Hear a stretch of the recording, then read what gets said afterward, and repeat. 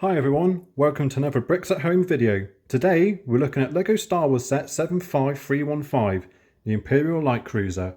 The set originally released back in 2021 and contained 1,336 pieces. It retailed for £140 or $160. The set also includes 6 minifigures, 3 of which were exclusive at the time. However, 2 of those figures were soon released in future sets. Let's look at the rest of the minifigures and explore those details now. Taking a look at our minifigures, here we have the Mandalorian himself, Din Djarin, in his Beskar armour. This figure has since appeared in multiple sets, but nonetheless it is a nice figure with some brilliant detailing to his legs and his arms. This figure includes his blaster, his Beskar spear, his helmet, and a fabric cape. Removing all of this figure's accessories, you can see the detailing to the arms, including the Beskar shoulder piece and the Beskar chest piece. Looking to the rear of the figure, you can see more printing to the back of the torso, more printing to the other arm, and this was the black head that was supplied to the figure at the time, as up until then we had yet to see the face of the Mandalorian from under his helmet.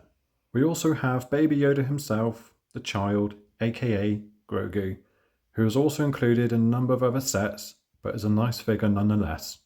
Our next minifigure is Cara Dune, who does feature in the ATS Raiders set released from the first series of The Mandalorian.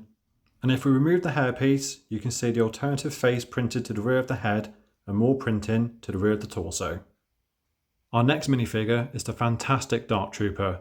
This was originally exclusive to this set, however it did release in the Dark Trooper Attack set, which also came with Luke Skywalker, representing that epic lightsaber battle in the hallways of the Light Cruiser. By removing the helmet, you can see the red visor printed to the face of the figure to give the effect of those red eyes peering through the helmet. And if we look at the rear of the figure, you can see more printing to the back of the head and the back of the black shoulder pads. And here's a better look of the printing to the rear of the torso with the shoulder pads removed. And now looking at the front of the figure with the shoulder pads removed, you can see more detailed printing to the front of the torso. Fennec Shand is our second minifigure who was exclusive to this set at the time. She eventually released the following year within the Justifier. It is the same figure, although the Justifier includes a slightly different blaster and a hairpiece for her. By removing her helmet, you can see the face print underneath and the detailed printing to her torso and her legs. The figure also features an alternative face to the rear of the head, more printing to the rear of the torso, and printing to both arms. And on to our last minifigure, the bad guy himself, Moff Gideon. This is a fantastic figure. Although it does use the old lightsaber piece for the Darksaber, it is still one of my favourite figures in my collection. Removing the Darksaber, you can see the printing to his chest a lot better. This figure is still exclusive to this set to this day and is yet to be released anywhere else. And if we remove the hairpiece and his cape, you can see an alternative face printed to the rear of his head and more printing to the back of the torso. Now let's take a look at the ship itself.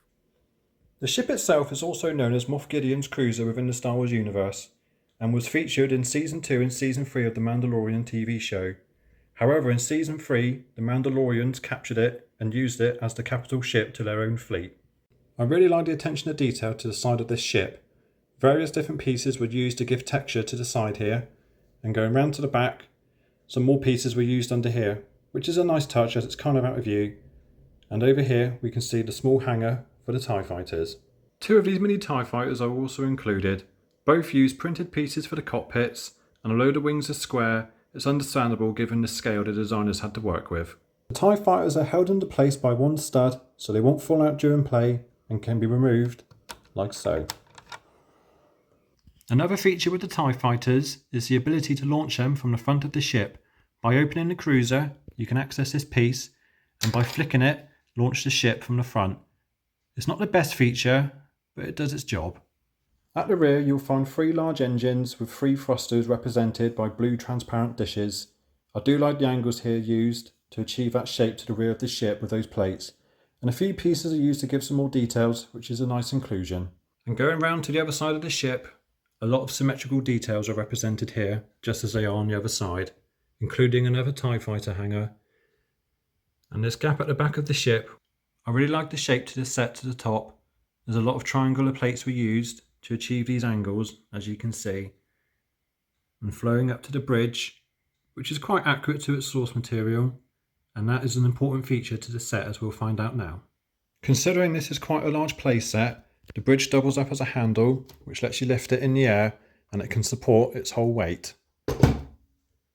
Two more play features can be found to the outside of this ship.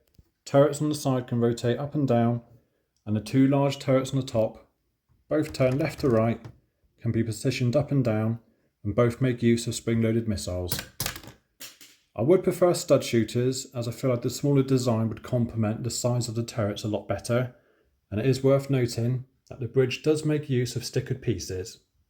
The interior can be accessed by lifting the top hatch, and looking inside we can see a small black table with some control panels and a red cup, two control panels to the rear, a clip for a spare missile for your spring-loaded shooters, and more control panels to the side. Also included are two storage boxes to the rear. Looking inside those crates, you'll find two thermal detonators and a pair of binoculars. This is just a fantastic set. It looks great on display and has some really good play features, and 6 of the best minifigures I've seen in a Star Wars set for quite a while. Thanks for watching the video today, and I'll see you again soon.